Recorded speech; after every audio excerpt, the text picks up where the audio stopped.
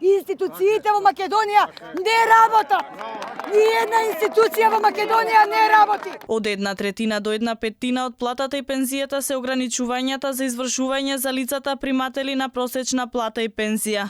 Предвидуваат измените од Законот за извршување кои беа усвоени од владата. Но со тоа не се решаваат маките на луѓето кои се соочуваат со вртоглави долгови и бараат застарувањето на долговите да има рок, за да не може извршителите да ги чуваат старите долгови во фиока, се со цел да ги извадат оној момент кога цената на долгот драстично ќе порасне. Ние бараме цело време. Значи, тоа застарување да важи, да биде јасно, да нема застарување по 15-20 години. Значи, да има рок, отсечка, од тогаш до тогаш. Веќе после, значи, законско право е на секој граѓанин да се повика на застарување. Од 101 извршител, 20 извршители имаат направено многу тешки кривични дела за кои треба да бидат санкционирани.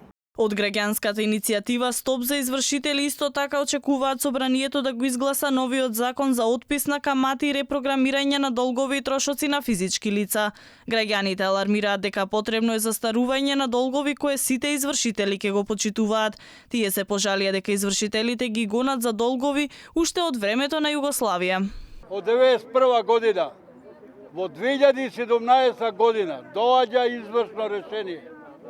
Од 2000 денара, 2 чека во Југославија, значи во динари, 2000 динари, доаѓа сума 120.000 денари.